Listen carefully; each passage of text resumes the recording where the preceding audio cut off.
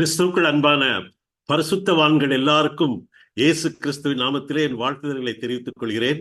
இந்த good news messengers மூலமாக நாம் மீண்டும் இந்த புதன்கிழமையில் இந்த வேத ஆராய்ச்சியிலே பங்கு பெறுவதற்கு கர்த்தர் வாய்ப்பு கொடுத்திருக்கிறார். கர்த்தருக்கு ஸ்தோத்திரத்தை எடுக்கிறோம். அதுபோல இதை ஆர்கனைஸ் பண்ணுகிற ஜாஷ்வாவுக்கும் அவனுக்கு உதவியாக இருக்கக்கூடிய எல்லாருக்கும் கர்த்தர் தம்முடைய கிருபைகளை அதிகமாக கொடுப்பாராக. இந்த பாடங்கள் நாம் ஏன் படிக்க வேண்டும்? இன்னும் குறிப்பாக நாம் வேதத்தை ஆராய்ந்து படிப்பதற்காகத்தான் இங்கே நம்முடைய நேரத்தை ஒதுக்கி வைத்து வந்திருக்கிறோம். அது ஏன் செய்ய வேண்டும்? இது அவ்வளவு முக்கியமான ஒரு காரியமா? எத்தனையோ முக்கியமான காரியங்கள் இருக்கின்றனவே என்று நாம் யோசிக்கலாம். நாம் இப்பொழுது 2வது பாடலாக கேட்ட அந்த பாடல் சாங்ஸ் அண்ட் சோலோஸ்ல இருக்கக்கூடிய ஒரு பாடல், 571வது பாடல். அந்த பாடல் மோர் அபவுட் ஜீசஸ் என்கிற அந்த பாடல். நான் சில நாட்களுக்கு முன்பாக ஆலயத்தில் அந்த பாடலை கேட்கும்போது என் உள்ளத்தை அது அதிகமாக தொட்டது.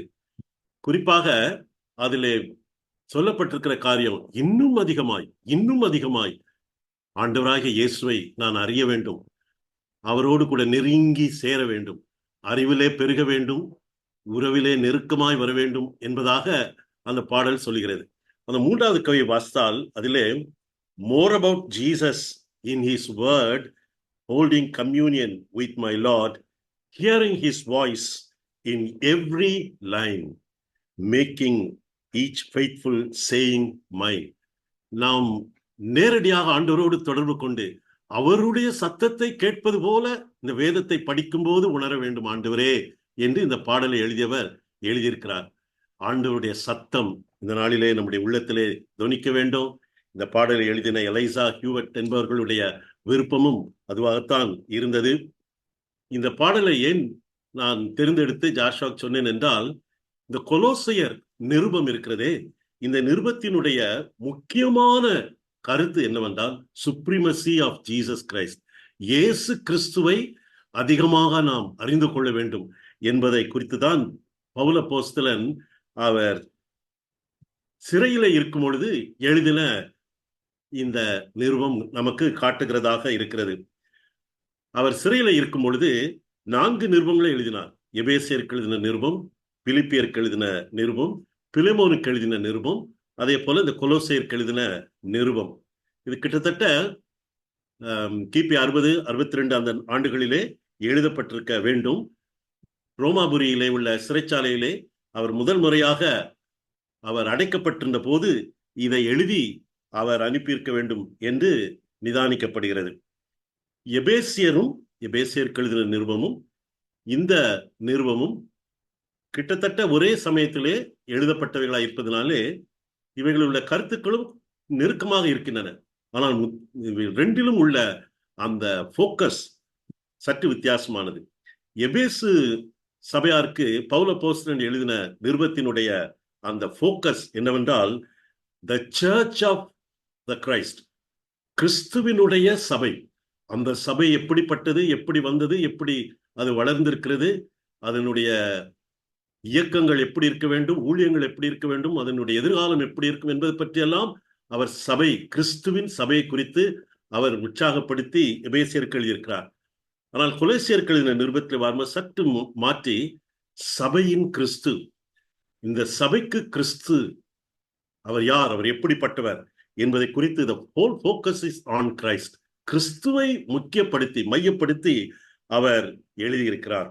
ஆகினாலே இது நமக்கு ரொம்ப முக்கியமான ஒரு காரியமாக இருக்கிறது.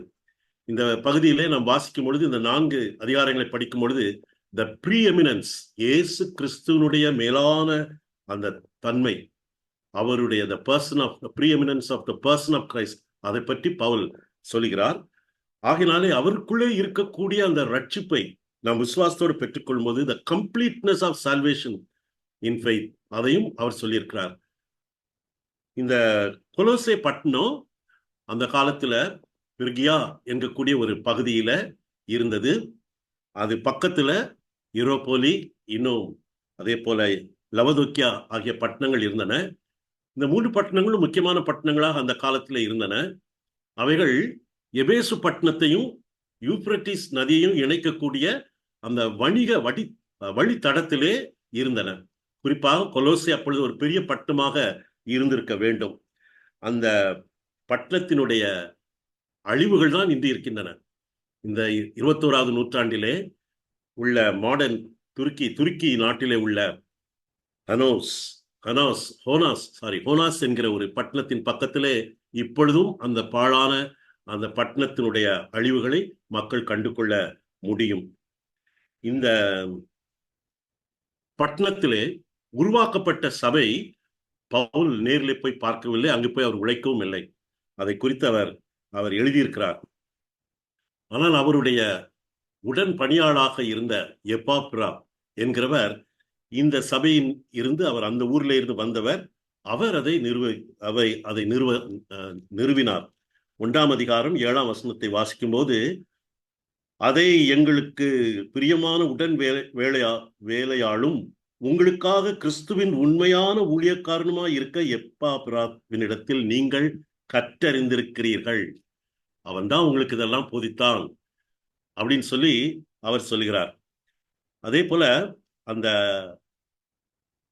இவர் சொல்லக்கூடிய 4ஆம் அதிகாரம் 12ஆம் வசனத்தை வாசிக்கும் போது, அதில் 4ஆம் அதிகாரம் 12ஆம் வசனம், எப்பாப்ராவும் உங்களுக்கு வாழ்த்துதல் சொல்கிறான். உங்களை சேர்ந்தவனும் கிறிஸ்துவின் ஊழியக்காரனுமாகிய இவன் நீங்கள் தேவனுக்கு சித்தமானவைகள் எல்லாவற்றிலும் தேறினவர்களாயும் பூரண நிச்சயமுள்ளவர்களாயும் நிலை நிற்க வேண்டும் என்று தன் ஜெபங்களில் உங்களுக்காக எப்பொழுதும் போராடுகிறார். ஒரு அருமையான ஒரு ஊழியக்காரன், அவர்கள் ஊரிலே இருந்து வந்தவன். அவர்களை குறித்த பாரத்தோடு கூட அவன் சுவிசேஷத்தை பெற்றுக்கொண்ட போது, என் ஊர் மக்கள் இதை அறிய வேண்டுமே என்கிற முறையிலே நற்செய்தியை கூறி அறிவித்தான். ஒரு சபையை நாட்டினான். அதற்காக அவன் பொழுது இந்த கடிதம் எழுதப்படும் பொழுது அவன் ரோமாபுரியிலே பவுலோடு கூட இருக்கிறான். அங்கேயும் அவர்களுக்காக போராடி ஜெபித்தான். அருமையானவர்களே, இவ்வளவு அருமையான ஒரு மனிதர் பாருங்கள். இந்த 2 பேருமே பார்க்கும்போது ரொம்ப ஆச்சரியமாக நமக்கு இருக்கிறது. இப்படி இவர் பவுல் அப்போஸ்தலன் இதை எழுதினார். 4ஆம் அதிகாரத்துல 3ஆம் வசனம், குறிப்பா 18ஆம் வசனம், 4ஆம் அதிகாரத்துல 18ஆம் வசனம் வாசிக்கும் போது, பவுலாகிய நான் என் கையினால் எழுதி உங்களை வாழ்த்துகிறேன். நான் கட்டப்பட்டிருக்கிறதை நினைத்துக் கொள்ளுங்கள். கிருபை உங்களோடு கூட இருப்பதாக. ஆமேன். பலவிதமான கஷ்டங்கள், நெருக்கடிகள், போராட்டங்கள், இவற்றின் மத்தியிலே தடைகளெல்லாம் மீறி இந்த தேவனுடைய மனிதர் எழுதின இந்த எழுத்துக்களை, பரிசுத்த ஆவியானவரால் ஏவி எழுதப்பட்ட எழுத்துக்களை கர்த்தர் இன்றைக்கு வரைக்கும் காப்பாற்றி அதை நம்முடைய சொந்த தாய்மொழியிலே நாம் படிக்கும்படியாக செய்து நமக்கு தந்திருக்கிறார். இது ஒரு விலையேறப்பெற்ற ஒரு புத்தகம்.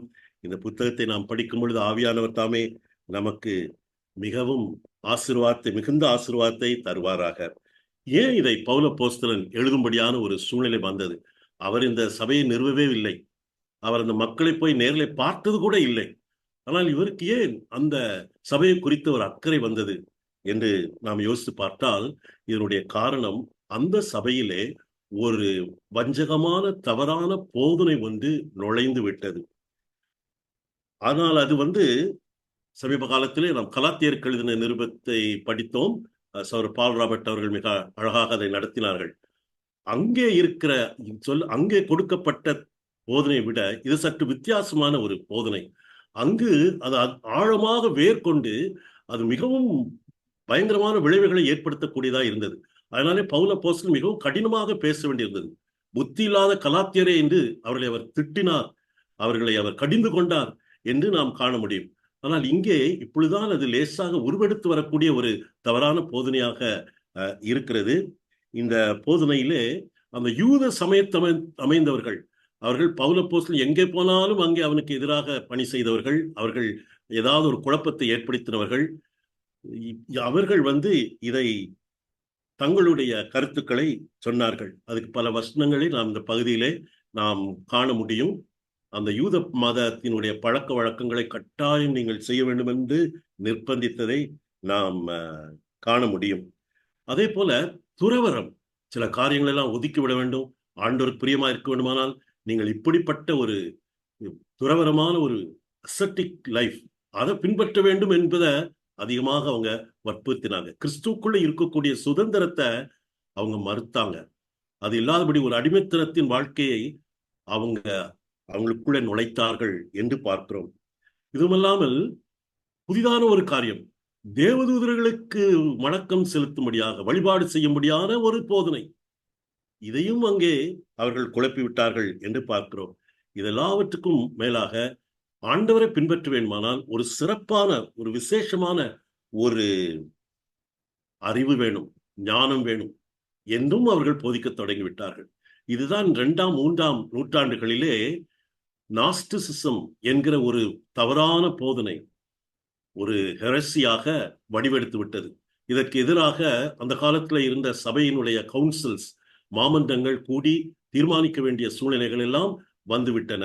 இந்த நாஸ்டிசிசத்துல எல்லாவற்றுக்கும் மேலாக உங்களுக்கு தனிப்பட்ட முறையில ஒரு சிறப்பான ஞானம் வேணும், ஒரு அறிவு வேணும். அந்த அறிவின் அடிப்படையில் தான் நீங்கள் ஆண்டவரை பின்பற்ற முடியும்.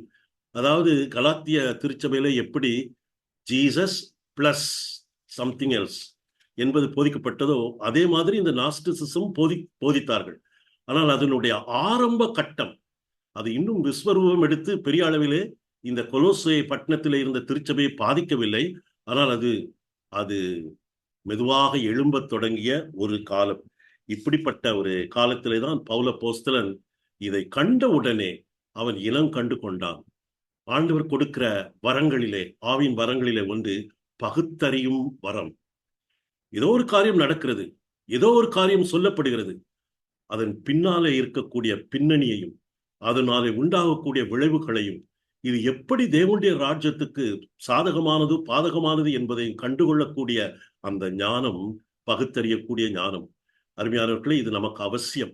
இந்த 21ஆவது நூற்றாண்டிலே இயேசு கிறிஸ்துவனுடைய வருகை சமீபமாய் வந்து கொண்டிருக்கக்கூடிய காலங்களிலே, கள்ள போதகங்கள் பெருகி கொண்டிருக்கக்கூடிய காலங்களிலே, திருச்சபையிலே தவறான போதனைகள் மிகுந்து கொண்டு இருக்கக்கூடிய காலங்களிலே இது மிக மிக அவசியம். ஏனால் இயேசு கிறிஸ்துவுக்குள்ளே 2ஆம் அதிகாரம் 3ஆம் வசனத்துல வாசிக்கும் போது, அவருக்குள், இயேசு கிறிஸ்துவுக்குள் ஞானம் அறிவு என்பவைகளாகிய பொக்கிஷங்கள் எல்லாம் அடங்கி இருக்கிறது. Full stop. You don't need anything else. இதுக்கு மேல உங்களுக்கு வேண்டாம், இயேசு மாத்திரம் போதும். நீங்க look at Jesus, listen to him, follow him, is all that you need. அவர் மாத்திரம் உங்களுக்கு போதும் என்று பவுல் அப்போஸ்தலன் இந்த நிருபத்திலே சொல்லி இருப்பதை நாம் பார்க்கிறோம். அருமையானவர்களே, இது நம்முடைய காலத்திலே மிக முக்கியமான ஒரு காரியம்.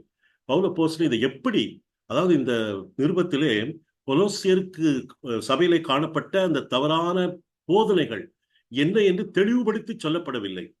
இதெல்லாம் தப்பு, இதெல்லாம் தப்பு, இப்படியெல்லாம் அப்படி சொல்லப்படவில்லை. ஆனா பவுல் அப்போஸ்தலனுடைய அந்த அவருடைய எழுத்துக்களின் நடுவிலே நாம் இது எதை குறித்து அவர் சொல்கிறார் என்று அனுமானித்துக் கொள்ள முடியும். இது எதற்கு எதிராக அவர் பேசுகிறார் என்று நாம் சொல்ல முடியும். முதலாவது, கிறிஸ்துவனுடைய அந்த சுப்ரீமசி, அவருடைய மேலான தன்மை, அது மறுக்கப்பட்டது. ஆகையினால இவர் இயேசு கிறிஸ்துவை குறித்து மிகவும் தெளிவாய் சொல்லுகிறார். 1ஆம் அதிகாரம் 15ஆம் வசனத்தை வாசிக்கும் போது, அவர் அதரிசனமான தேவனுடைய தற்சுரூபமும் சர்வ சிருஷ்டிக்கும் முந்தின பேருமானவர். He is God himself. When you look at Jesus, you see God in him அப்படின்னு பவுல் சொல்லுகிறார். இதுக்கு மேல உங்களுக்கு என்ன வேணும்? அவர் தானே பெரியவர், அவருக்குள்ள எல்லா ஞானமும் எல்லா அறிவும் இருக்கிறது என்று அவர் சொல்கிறார். அதன் பின்னாலே தொடர்ச்சியா அவர் சொல்லும்போது, அவர்தான் எல்லாவற்றையும் படைத்தவர், அவர்தான் எல்லாவற்றையும் ஆண்டு நடத்தி வருகிறவராக இருக்கிறார் என்று சொல்லிவிட்டு, அவர் சிலுவையிலே இந்த தவறான போதனைகள் இவையெல்லாம் ஒன்றுமில்லை என்பதை நிரூபித்து விட்டார். ஆகினால் 2ஆம் அதிகாரம் 13, 14, 15 வசனங்களை வாசிக்கும் போது, உங்கள் பாவங்களினாலேயும் உங்கள் மாம்ச விருத்த சேதனம் இல்லாமையினாலேயும் மரித்தவர்களாயிருந்த உங்களையும் அவரோடே கூட உயிர்ப்பித்து, அக்கிரமங்கள் எல்லாவற்றையும் உங்களுக்கு மன்னித்து, நமக்கு எதிரடையாகவும் கட்டளைகளால் நமக்கு விரோதமாகவும் இருந்த கையெழுத்தை குலைத்து, அதை நடுவில் இராதபடிக்கு எடுத்து சிலுவையின் மேல் ஆணி அடித்து, துரைத்தனங்களையும் அதிகாரங்களையும் உரிந்து கொண்டு வெளியரங்கமான கோலமாக்கி அவைகளின் மேல் வெற்றி சிறந்தார். இந்த சிலுவையின் சம்பவம், சிலுவையிலே நடந்த அந்த பெரிய வெற்றி, அது எல்லாம் ஒன்றும் இல்லை என்பதை நமக்கு ஏற்கனவே நிரூபித்து விட்டது என்று அவர் சொல்கிறார். ஆகினாலே இயேசு கிறிஸ்துவுக்குள்ளே நீங்கள் பரிபூர்ணமான சுதந்திரத்தோடு கூட இருக்கிறீர்கள். எந்த விதமான ஒரு அடிமைத்தனத்துக்குள்ளும் உள்ளாக கூடாது என்று அவர் சொல்கிறார். இந்த 2ஆம் அதிகாரத்திலே 20ஆம் வசனம் 20ஆம் வசனத்திலிருந்து வாசிக்கும் போது, நீங்கள் கிறிஸ்துவுடனே உலகத்தின் வழிபாடுகளுக்கு மரித்தது உண்டானால் இன்னும் உலக வழக்கத்தின்படி பிழைக்கிறவர்கள் போல மனுஷருடைய கற்பனைகளின்படியும் போதனைகளின்படியும் நடந்து தொடாதே, ருசி பாராதே, தீண்டாதே என்கிற கட்டளைகளுக்கு உட்படுகிறது என்ன? நீங்க ஏன் அதெல்லாம் கேட்குறீங்க? இவையெல்லாம் அனுபவிக்கிறதுனால் அழிந்து போகுமே. இப்படிப்பட்ட போதனைகள் சுய இஷ்டமான ஆராதனையும் மாயமான தாழ்மையும் சரீர ஒடுக்கத்தையும் பற்றி ஞானம் என்கிற பேர் கொண்டிருந்தாலும் இவைகள் மாம்சத்தை பேணுகிறதற்கே ஒழிய மற்றொன்றிற்கும் பிரயோஜனப்படாது. இதனால ஒன்றும் பிரயோஜனம் இல்லை. அதாவது இயேசு எல்லாவற்றையும் செய்து விட்டார். அவருக்குள் எல்லா பொக்கிஷங்களும் இருக்கிறது. ஆனால் இவைகளிலேயோ ஒன்றும் இல்லை என்று அவர் இவைகளை எதிர்த்து அவைகளை தகர்த்து போட்டு இந்த நிருபத்திலே எழுதியிருக்கிறார். இந்த 4 அதிகாரங்களை படிக்கும் பொழுது அவைகளை நாம் முறையாக படித்துக் கொள்ள முடியும். இந்த 4 அதிகாரங்களை எப்படி நாம் பிரிக்கலாம் என்றால் 6 பகுதிகளாக நான் இந்த NIV பைபிள்ல உள்ள முறைமையின்படி பிரித்து எடுத்திருக்கிறேன். முதலாவது இன்ட்ரோடக்ஷன், அறிமுகம், 1ஆம் அதிகாரம் 1ஆம் வசனத்திலிருந்து 14ஆம் வசனம் வரைக்கும் இந்த நிருபத்தினுடைய அறிமுகம். 2வது த சுப்ரீமசி ஆஃப் கிரைஸ்ட், இயேசுவினுடைய மேலான தன்மை, 1ஆம் அதிகாரம் 15ஆம் வசனத்திலிருந்து 23ஆம் வசனம் வரைக்கும். அதுக்கு பிறகு 3வது பகுதி Paul's labour for the church, சபைக்காக பவுல் செய்த பெரிய பெரிய அவருடைய உழைப்பு, 1ஆம் அதிகாரம் 24 முதல் 2ஆம் அதிகாரம் 7ஆம் வசனம் வரைக்கும் உள்ள பகுதி. 4வது பகுதி freedom from human regulations through life with Christ, கிறிஸ்துவுடன் கூடிய வாழ்க்கையினாலே மனித கட்டுப்பாடுகளுக்கு இருந்து நமக்கு கிடைத்திருக்கும் விடுதலை. அது 2ஆம் அதிகாரம் 8ஆம் வசனத்திலிருந்து 23ஆம் வசனம் வரைக்கும் உள்ள பகுதியிலே அமைந்துள்ளது. 5வது பகுதியாக ரூல்ஸ் ஃபார் ஹோலி லிவிங், பரிசுத்தமான வாழ்க்கைக்கான விதிமுறைகள். அதை பவுல் நடைமுறையிலே எழுதியிருக்கிறார். 3ஆம் அதிகாரம் 1ஆம் வசனத்திலிருந்து 4ஆம் அதிகாரம் 6ஆம் வசனம் வரைக்கும் உள்ள பகுதியிலே இதை நாம் பார்க்க முடியும். கடைசியாக அவர் 6வது பகுதி ஃபைனல் கிரீட்டிங்ஸ், அவர் இறுதியான வாழ்த்துதல், 4ஆம் அதிகாரம் 7ஆம் வசனம் முதல் 18ஆம் வசனம் வரைக்கும் உள்ள பகுதி. சரி, இப்படி நாம் பிரித்து படிக்க போகிறோம். ஏன் இதை படிக்க வேண்டும்? இந்த கொலோசை எத்தனையோ வருஷத்துக்கு முன்னால எங்கேயோ வாழ்ந்த மக்கள், அவங்க வேற மொழி பேசினாங்க, வேற இனத்து மக்கள், நம்ம காலத்துல உள்ளவங்க இல்ல, அவங்க வேற ஆட்கள். அதுக்கும் நமக்கு இப்ப என்ன சம்பந்தம்? நாம இங்க தமிழ்நாட்டுல இருக்கிறோம், இல்லாட்டி தமிழ் பேசுறவங்களா இருக்கிறோம், நமக்குன்னு ஒரு சபை உண்டு, நம்முடைய வழிமுறைகள் எல்லாம் உண்டு. இதனால என்ன காரணம் நமக்கு அப்படின்னு நம்ம கேள்வி கேட்க முடியும். Why the study on the Colossians is relevant to our times and to the church in India. இது ரொம்ப முக்கியம். அருமையானவர்களே, நம்ம கிறிஸ்தவம் எங்கெல்லாம் போதிக்கப்படுகிறதோ அங்கெல்லாம் அதிகமான தாக்குதலுக்கு உள்ளாகக்கூடியது இயேசு கிறிஸ்து. இயேசு கிறிஸ்து மூலம்தான் ரட்சிப்பு. இயேசு கிறிஸ்து மூலமாத்தான் நாம் தேவனோடு ஒப்புரவாக முடியும். இயேசு கிறிஸ்துவின் மூலம்தான் நமக்கு பாவ மன்னிப்பும் தேவனுடைய பிள்ளைகள் என்கிற நிச்சயமும் நமக்கு நித்திய வாழ்வும் எல்லாம் இருக்கிறது. ஆகையினால சத்துரு இயேசுவை குறித்த போதனையை, அவருடைய காரியங்களை குறைபடுத்தவோ இழிவுபடுத்தவோ திரித்து கூறவோ மறைக்கவோ மறுக்கவோ அவன் எல்லா காரியத்தையும் செய்கிறான். அந்த காலத்தில இருந்து இந்த காலம் வரைக்கும் அப்படி செய்வதுதான் அவனுடைய வேலையா இருக்கிறது. Either he opposes it or twists it or dilute it. இது இன்றைக்கும் நம்முடைய நாட்களில சபைக்குள்ளும் சபைக்கு வெளியிலையும் நடக்கக்கூடிய காரியமாக இருக்கிறது. ஆகையினால நம்ம அதிக ஜாக்கிரதையா இருக்க வேண்டும். பவுல் அப்போஸ்தலன் பாருங்க, அவன் நேர்ல பார்த்திராத ஒரு சபை, அவன் போய் உழைத்து அவன் போய் உருவாக்காத ஒரு சபை, ஆனா அதை குறித்த அக்கறை அவனுக்கு இருந்தது. அங்க இது வளரக்கூடாதே, இந்த தப்பு போதனை எல்லாம் அழிக்கப்பட வேண்டுமே என்று சொல்லி அவன் கை கட்டப்பட்டவன சிறையில இருந்தான். அப்போ முயற்சி பண்ணான். நம்ம நாட்டில் உள்ள சபைகளை குறித்தும், நம்ம நாட்களில் உலாவி வரக்கூடிய போதகங்களை குறித்தும் நமக்கு என்ன விழிப்புணர்வு இருக்கிறது? நம்முடைய மக்களை குறித்து, கிறிஸ்தவ ஜனத்தை குறித்து அவர்களுடைய சாட்சியான வாழ்க்கை குறித்து நமக்கு என்ன அக்கறை இருக்குது? அருமையானவர்களே, இது ரொம்ப அவசியம். இந்த மாதிரியான காரியங்கள் அந்த ஆதி காலத்திலே தோன்றினால்தான் விசுவாச பிரமாணங்கள் தோன்றின.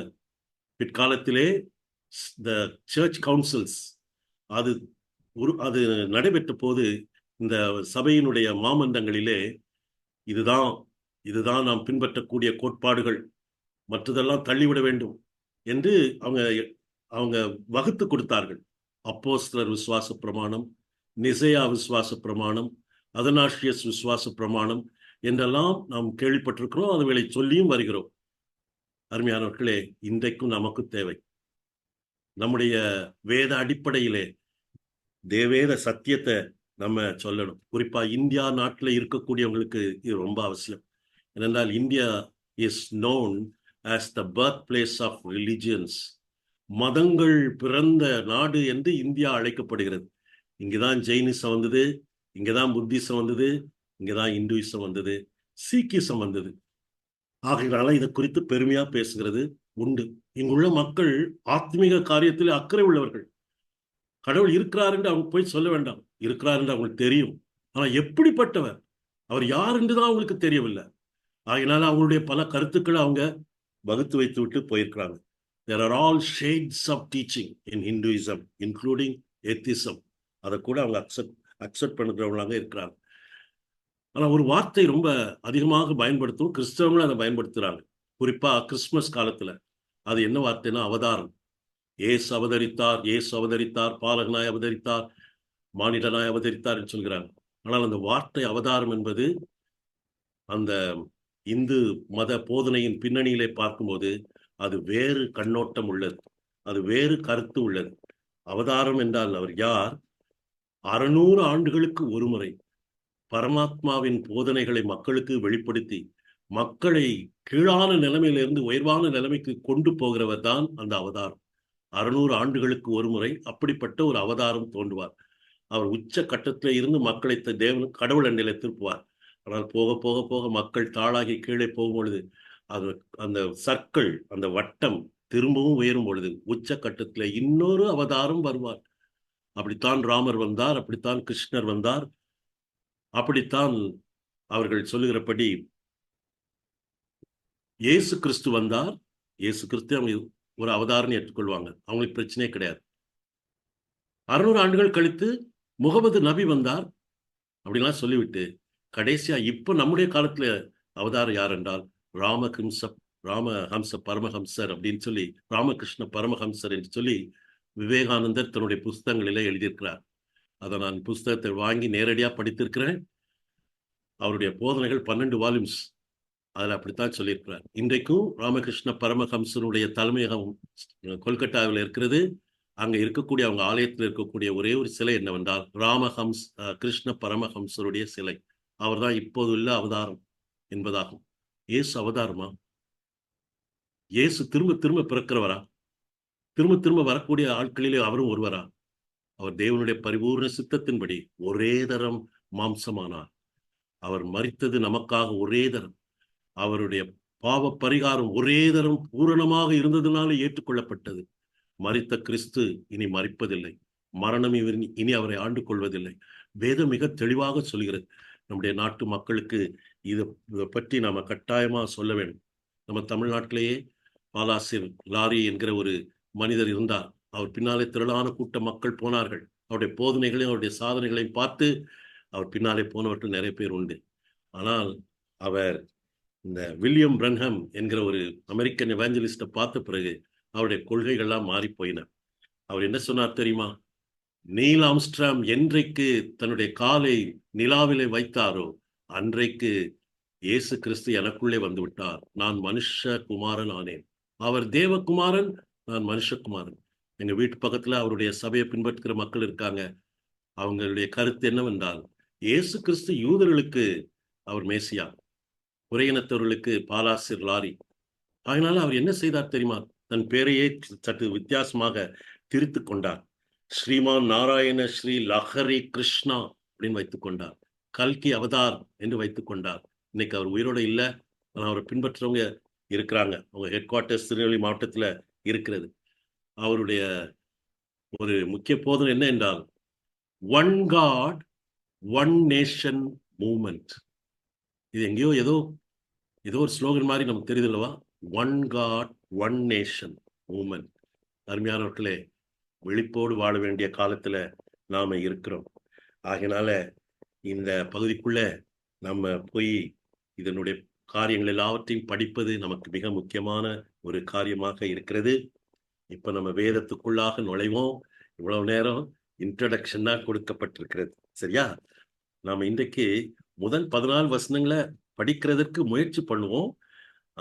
கொஞ்ச நேரம் ஜெபிப்பதற்கும் நம்ம எடுத்துக்கொள்ளலாம், அல்லது உங்களுக்கு கேள்விகள் இருக்குமானா கேட்கிறதுக்கும் அந்த பகுதியின் நேரத்தை வைத்துக் கொள்ளலாம். இப்போ முதல்ல உள்ள 2 வசனங்களை மாத்திரம் நம்ம படிக்கலாம். அதுல பவுல் அப்போஸ்தலன் இப்படி சொல்கிறார்: தேவனுடைய சித்தத்தினாலே இயேசு கிறிஸ்துவின் அப்போஸ்தலனாகிய பவுலும் சகோதரனாகிய தீமோத்தேயுவும் கொலோசை பட்டணத்தில் கிறிஸ்துவுக்குள் பரிசுத்தவான்களும் விசுவாசிகளுமாய் இருக்கிற சகோதரர்களுக்கு எழுதுகிறதாவது, நம்முடைய பிதாவாகிய தேவனாலும் கர்த்தராகிய இயேசு கிறிஸ்துவினாலும் உங்களுக்கு கிருபையும் சமாதானமும் உண்டாவதாக. இது ஒரு வாழ்த்துதல். இது அந்த காலத்திலே உள்ள பொதுவான ஒரு வாழ்த்துதல். செக்குலர் வேர்ட்ல கூட கடிதங்கள் எழுதும் பொழுது இப்படி வாழ்த்துது அது பழக்கத்தில் இருந்தது. அவர்களும் பயன்படுத்தக்கூடிய சொற்கள் தான் இந்த கிருபை சமாதானம் என்பதாகும். இந்த கிருபை என்பது கிரேக்கர்கள் அதிகமாக பயன்படுத்திய ஒரு சொல்.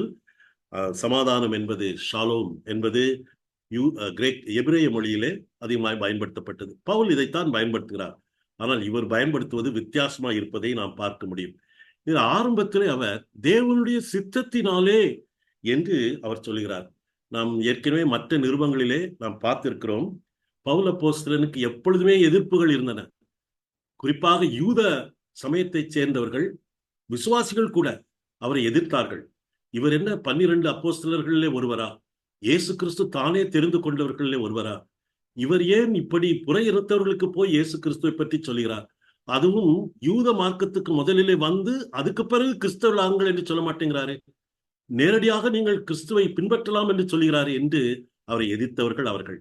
ஆகையினாலே இவர் உண்மையான அப்போஸ்தலன் அல்ல என்பதை அநேக இடங்களிலே கூறி அவருக்கு எதிர்ப்பு தெரிவித்தவர்கள். ஆகினால் பவுல் அப்போஸ்தலன், நான் ஒருவேளை அந்த 12 பேரிலே தெரிந்து கொள்ளப்பட்டவர்களே ஒருவன் அல்ல, ஆனால் நான் அப்போஸ்தலன் ஆனது என்னுடைய விருப்பம் அல்ல, நான் தெரிந்து கொண்டது அல்ல, இது ஆண்டவரே தெரிந்து கொண்டது தேவனுடைய சித்தத்தினாலே. அதனாலே அவர் அப்போஸ்தலர் நடபடிகள் புஸ்தகத்திலே நம்ம வாசிக்கும் போது 9ஆம் அதிகாரத்திலே அவர் 15ஆம் வசனத்தை வாசிக்கும் போது அனனியாவுக்கு ஆண்டவர் சொல்லுகிற ஒரு வார்த்தை. 15ஆம் வசனம், அப்போஸ்தலர் நடபடிகள் 9:15. அதற்கு கர்த்தர், நீ போ, அவன் புறஜாதிகளுக்கும் ராஜாக்களுக்கும் இஸ்ரவேல் புத்திரருக்கும் என்னுடைய நாமத்தை அறிவிக்கிறதுக்காக நான் தெரிந்து கொண்ட பாத்திரமாய் இருக்கிறான். உயிர்த்தெழுந்த இயேசு சொல்லுகிற ஒரு காரியம். ஒருவேளை உயிரோடு கூட இயேசு இந்த பூமியில நடமாடி கொண்டிருக்கும் பொழுது 12 பேரை தெரிந்து கொண்டார். ரொம்ப சந்தோஷம். ஆண்டவர் அவங்களை பயன்படுத்தினார். அவர்கள் உண்மையிலே அப்போஸ்தலர்கள் தான். ஆனா இந்த பகுதியில சொல்லப்பட்டிருக்கபடி இயேசு அவர்களை தெரிந்து கொண்டார். 22ஆம் அதிகாரத்துல அது அப்போஸ்தலர் நடவடிக்கைகள் 22:14 வாசிக்கும் போது அதுல அவர் தன்னுடைய சாட்சியை சொல்லும் போது அவர் 14ஆம் வசனத்துல இப்படி சொல்கிறார். 22:14. அப்பொழுது அவன், நம்முடைய முன்னோர்களின் தேவனுடைய திருவுளத்தை நீ அறியவும் நீதிபரரை தரிசிக்கவும் அவருடைய திருவாய் மொழியை கேட்கவும் அவர் உன்னை முன்னமே தெரிந்து கொண்டார். அனாதி தீர்மானத்தின்படி தெரிந்து கொள்ளப்பட்டவர். ஆகையினால் அவர் என்ன செய்தார்?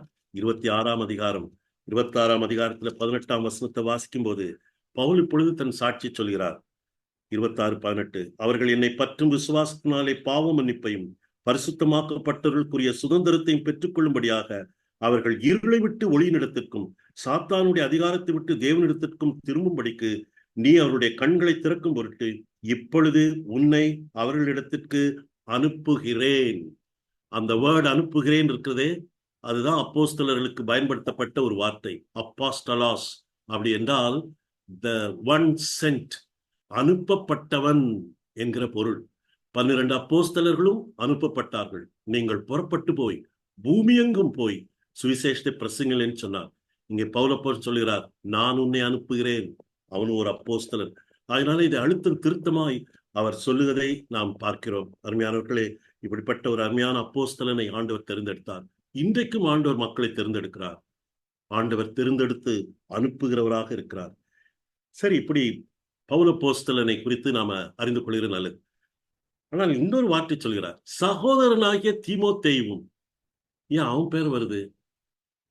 பவுலப்பு நம்ம தலைப்பை பார்த்து அப்போஸ்தலனாகிய பவுல் கொலேசியருக்கு எழுதின நிருபம் அப்படிதானே போட்டிருக்குது. நம்ம எல்லாருக்கும் தெரியுது பவுல் எழுதின நிருபம் என்றுதானே நம்ம இதை அறிந்திருக்கிறோம். இந்த இடத்துல நீங்க இந்த நிருபத்தை படிச்சு பார்த்தீங்கன்னா, நான் என்று பவுல் நிறைய இடங்களில் சொல்லியிருக்காரு. 1 அதிகாரம் 23, 24, 26, 2:1 அப்படி நிறைய சொல்லியிருக்காரு. ஏற்கனவே நம்ம படிச்சபடி அந்த 4ஆம் அதிகாரத்துல 18ஆம் வசனத்துல பவுலாகிய நான் என் கைகளினாலே எழுதுகிறேன் அப்படின்னு சொல்லி இங்க இருக்கிறத பார்க்கிறோம். ஆனா அதே சமயத்துல நாங்கள் என்கிற பதத்தையும் அவர் பயன்படுத்தி இருப்பதையும் நாம் பார்க்க முடியும். நாங்கள் உங்களுக்காக வேண்டிக் கொள்கிறோம், நாங்கள் உங்களுக்காக வேண்டுதல் செய்கிறோம் என்று அவர் சொல்லியிருப்பதையும் நாம் பார்க்கிறோம். அதாவது இது எதை குறிக்கிறது? பவுலப்போஸ்தலனும் இந்த தீமோத்தேயும் they made a team. அவங்க ஒரு குழுவாக சேர்ந்து அவங்க பணி செய்தாங்க. பவுலப்போஸ்தலன் தான் தெரிந்து கொள்ளப்பட்டவர், தேவனாலே அனுப்பப்பட்டவர். ஆனால் தீமோத்தேயும் வயதிலே வித்தியாசம் உண்டு, அனுபவத்திலே எவ்வளவோ ஏற்றத்தாழ்வுகள் உண்டு. ஆனாலும் சகோதரனாகிய தீமோத்தேயும் என்று சொல்கிறார். ஊழியத்திலே எவ்வளவு ஒரு ஒற்றுமை வேண்டும் பாருங்கள். ஊழியத்திலே எவ்வளவு அடைத்துக் கொள்ளும் அது வேண்டும். நான் தான்ப்பா எழுதினேன், இது என்னால தப்பா வந்துச்சுது, நான் சொன்னதுனாலதான் இப்படி நடந்துச்சுது, இது நான் செய்த காரியம் அப்படின்னு நான் என்று தன்னை முதன்மைப்படுத்திக் கொள்ளக்கூடிய ஒரு வஞ்சகம் நமக்கு ஒரு நாள் வரவே கூடாது.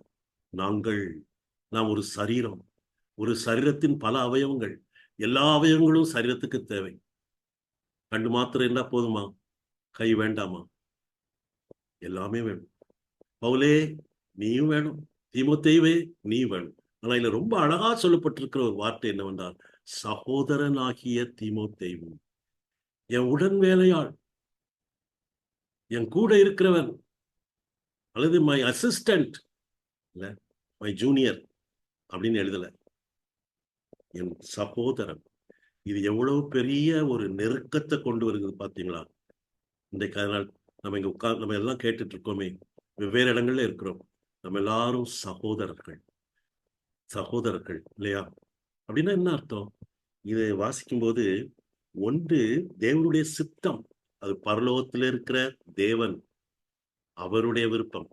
ஆனா சகோதரன் என்பது இந்த பூமியிலே நாம் அனுபவிக்கக்கூடிய ஒரு உறவு. இது நம்ம எல்லாருக்கும் ஒரே தகப்பன், ஒரே பிதா. எப்படிப்பட்ட ஒரு பாக்கியம் வேணும்! இயேசு கிறிஸ்துடைய வாஞ்சையும் தாகமும் அதுதான். தன்னுடைய பிதாவினிடத்துல அவர் கடைசியா செய்த ஜெபத்துல, நீரும் நாமும் ஒன்றாயிருப்பது போல இவர்கள் எல்லாரும் நம்மில் ஒன்றாயிருக்கவும் வேண்டிக் கொள்கிறேன். அது என்னைக்கு வரும்?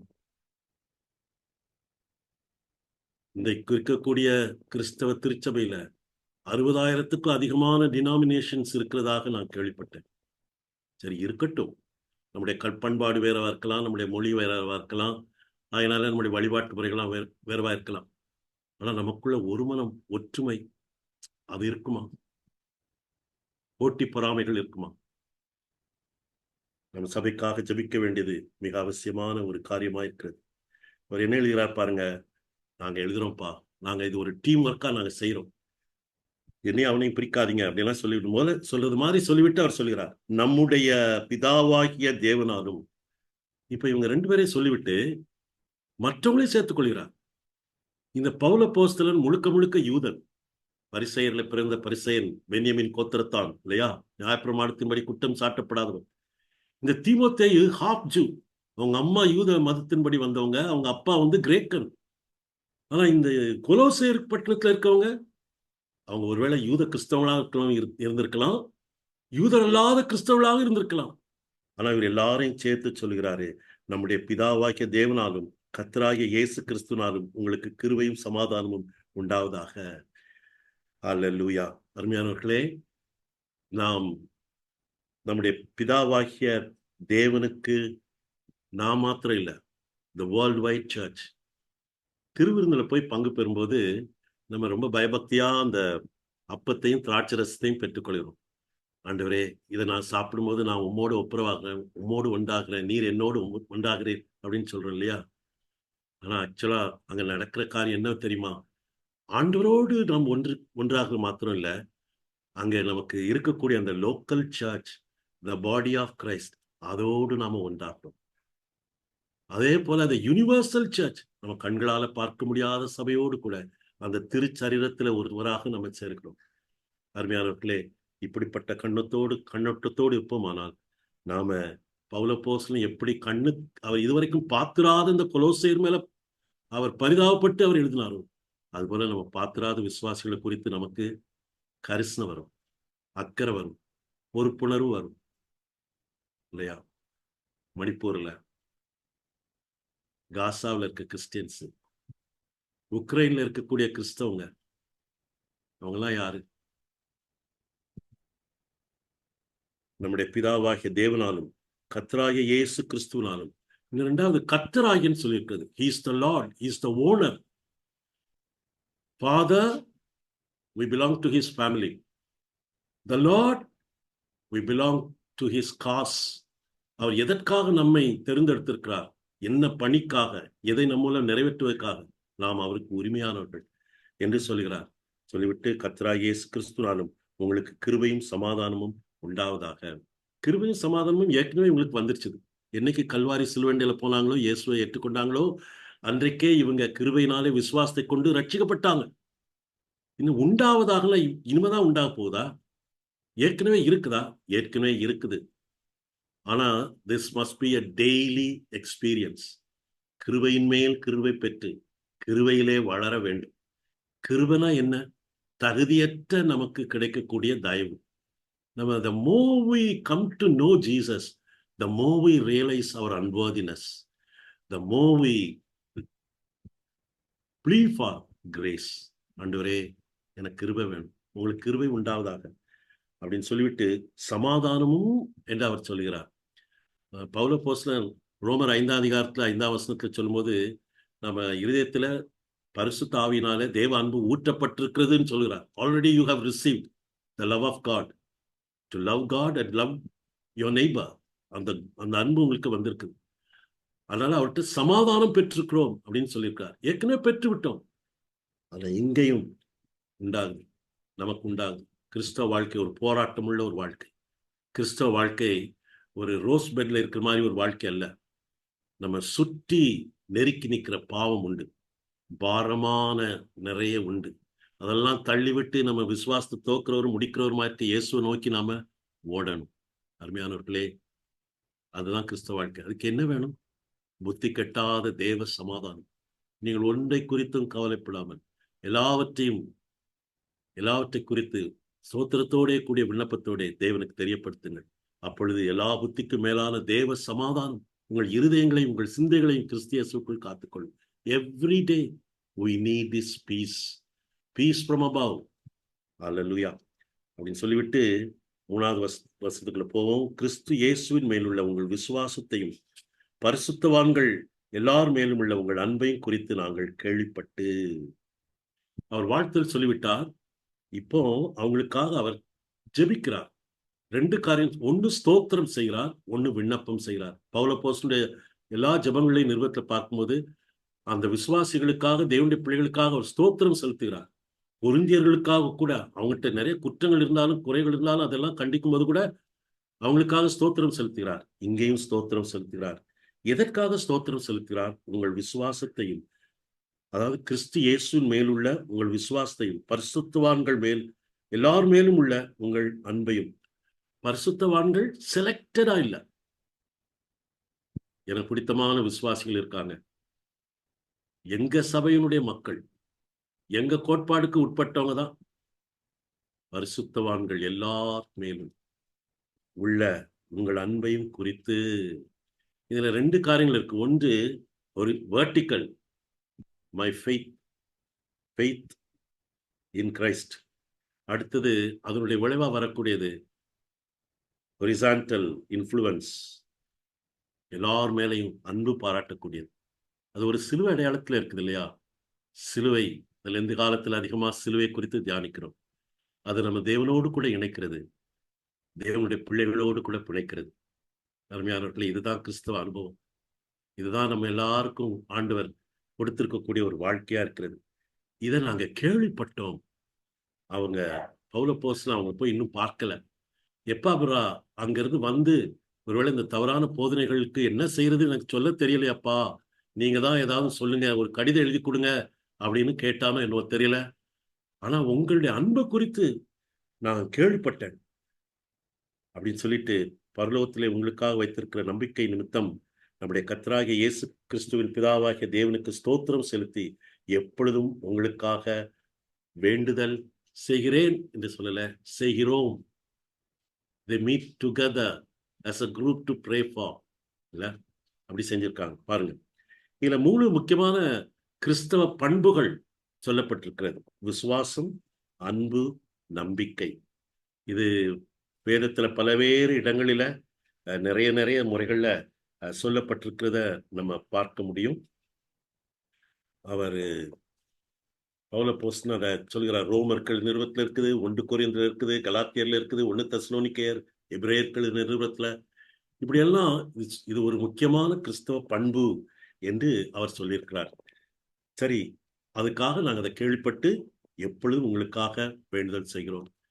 இன்னைக்கு நம்முடைய ஜெப வாழ்க்கையில மற்ற விசுவாசிகளுக்காக ஜெபிப்பது ரொம்ப தேவையா இருக்கிறது. ஒருவேளை எல்லாரும் பேரையும் சொல்லி ஜெபிக்க முடியாது, எல்லாருடைய சிச்சுவேஷனை சொல்லி ஜெபிக்க முடியாது. அதனால ஒருத்தர் இப்படி சொன்னாரு, we all must be involved in a local church. அதே சமயத்துல we must be concerned about the global church. உலகமெங்கும் உள்ள சபையை குறித்து அக்கறை உள்ளவங்களா இருக்கணும். ஒரு தனியாக நமக்கு இருக்கக்கூடிய உள்ளூர் சபையில நம்ம ஈடுபாடு கொண்டவங்களா இருக்கணும். பவுலப்போஸ்தலன் அவங்களுக்காக அப்படி ஜெபித்தார். நான் 8ஆம் வசனம் வரைக்காவது முடிக்கிறதுக்கு நான் பார்க்கிறேன். இந்த 6வது வசனத்துல இருந்து பார்ப்போம். அவர் இவங்களுக்காக நன்றி செலுத்தி விண்ணப்பம் பண்ணுகிறார். அப்படி விண்ணப்பம் பண்ணும்போது அவர் என்ன சொல்ல, 6-8 வரைக்கும் நான் வாசிக்கிறேன். அந்த நம்பிக்கை குறித்து நீங்கள் முன்னமே சத்திய வசனமாகிய சுவிசேஷனாலே கேள்விப்பட்டீர்கள். அந்த சுவிசேஷம் உலகமெங்கும் பரவி பலன் தருகிறது போல உங்களிடத்திலும் வந்து நீங்கள் அதை கேட்டு தேவ கிருபையை சத்தியத்தின்படி அறிந்து கொண்ட நாள் முதல் அது உங்களுக்குள்ளும் பலன் தருகிறதா இருக்கிறது. அதை எங்களுக்கு அருமையான உடன் வேலையாளும் உங்களுக்காக கிறிஸ்துவின் உண்மையான ஊழியக்காரனுமாய் இருக்கிற எப்பாப்பிராவினிடத்தில் நீங்கள் கற்றறிந்திருக்கிறீர்கள். ஆவிக்குள்ளான உங்கள் அன்பையும் அவனே எங்களுக்கு தெரியப்படுத்தினான். இந்த 6ஆம் வசனத்துல என்ன வாசிக்கிறோம்? உலகமெங்கும் பலன் கொடுக்கிறது. அதாவது Christianity is not a local religion. தமிழர்களுடைய தெய்வம் அப்படின்னு சொல்லுவாங்க இல்ல, குல தெய்வம் அப்படின்னு சொல்லுவாங்க, லோக்கல் காட்ஸ் அப்படின்னு சொல்லுவாங்க. ஆனா இந்த இயேசு கிறிஸ்து சர்வலோகத்துக்கும் வானத்துக்கும் பூமிக்கும் ஆண்டவர். இந்த பூமியில உள்ள எல்லா மனிதருக்கும் ஆண்டவர். அவருடைய சுவிசேஷம் எங்கெல்லாம் போகுதோ அங்கெல்லாம் பலன் தரும். பழைய ஏற்பாட்டு காலத்துல மக்களுடைய நம்பிக்கை எப்படி இருந்துச்சுன்னா, அந்தந்த ஊர் கடவுள், அந்தந்த நாட்டு கடவுள் அந்தந்த இடத்துலதான் செயல்பட முடியும். அதனால்தான் நாகமான் போய் அவன் எலிசாவிட்ட கேட்டான், ஐயா நான் சுகமாயிட்டேன், இப்போ நான் இப்ப திரும்ப தமஸ்குக்கு போறேன், ஆனா உங்க கடவுளை தான் நான் கும்பிட விரும்புறேன். ஆனா எங்க எப்படி அங்க கும்பிட முடியும் தமஸ்குல? அதனால எனக்கு 2 கழுதைகள், அந்த மண் இங்க இருந்து நான் எடுத்துட்டு போய் அந்த மண்ணை அங்க போட்டு அந்த மண்ணில நின்று உங்க கடவுளை வணங்கும். அதுதான் அந்த காலத்துல இருந்த நம்பிக்கை. இப்பவும் நிறைய மக்களுக்கு அப்படி ஒரு நம்பிக்கை இருக்கிறது. அந்தந்த இடத்துல உள்ள மக்களுக்கு அந்தந்த கடவுள் அப்படின்னு வச்சுக்கிட்டாங்க. ஆனா இயேசு கிறிஸ்துவ சர்வலோகத்துக்கும் ஆண்டவராய் இருக்கிறார். அவருடைய சுவிசேஷம் உலகமெங்கும் கூறி அறிவிக்கப்பட வேண்டும். ஏனென்றால் இட்ஸ் அ ப்ரூவன் ஃப்ரூட். அது ஏற்கனவே நிரூபிக்கப்பட்ட ஒரு காரியம். அது எங்கே விதைக்கப்படுகிறதோ அங்கு அது பலன் தரக்கூடியதாக இருக்கிறது. அந்த நம்பிக்கை எப்படி வருகிறது? சத்திய வசனத்தை நம்ம கேட்கும்போது அது நமக்குள்ள வருகிறது. இந்த எப்பாப்ரா, நான் ஏற்கனவே சொன்னது போல, அவன் அந்த ஊர்க்காரன், அவன் மூலமா அவங்க கேள்விப்பட்டாங்க. சரியா? இந்த 7ஆம் வசனத்துக்குள்ள போவோம். அதை அவன் உடன் வேலையாள் அப்படின்னு சொல்கிறார். It's okay. உண்மையான ஊழியக்காரனாய் இருக்கிறவன். இவ்வளவு ஒரு நல்ல ஒரு மதிப்பீடு வச்சிருக்கார் பார்த்தீங்களா பவுலப்போஸ்தலன்? அந்த ஊழியக்காரர்களை குறித்த ஒரு நல்ல மதிப்பீடு. நம்ம ஊழியக்காரனை பற்றி எப்படி மதிப்பீடு வைக்கிறோம்? Epaphras was not a perfect person. அவன் முற்றிலும் குறையே இல்லாதவன் அல்ல. அவனுக்குள்ளும் குறை இருந்திருக்கும். ஆனால் அவன் குறித்து சொல்லும் பொழுது, எழுதும் பொழுது, என் உடன் வேலையாள் அது ஓகே. ஆனா உண்மையான கிறிஸ்துவின் see he is my partner, my workmate. ஆனா I cannot boss over him. அவன் யாருக்கு ஊழியக்காரன்? கிறிஸ்துவின் உண்மையான ஊழியக்காரன். அவன் தான் எப்பாப்ரா என்று சொல்கிறத நம்ம பார்க்கணும். இப்படிப்பட்ட கண்ணோட்டத்தோடு ஊழியங்கள் எல்லாம் பார்க்கப்பட்டால் எவ்வளவு நல்லா இருக்கும் இல்லையா?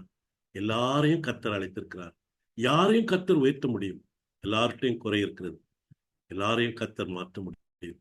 அதனால தான் அவங்களை உற்சாகப்படுத்தணும்.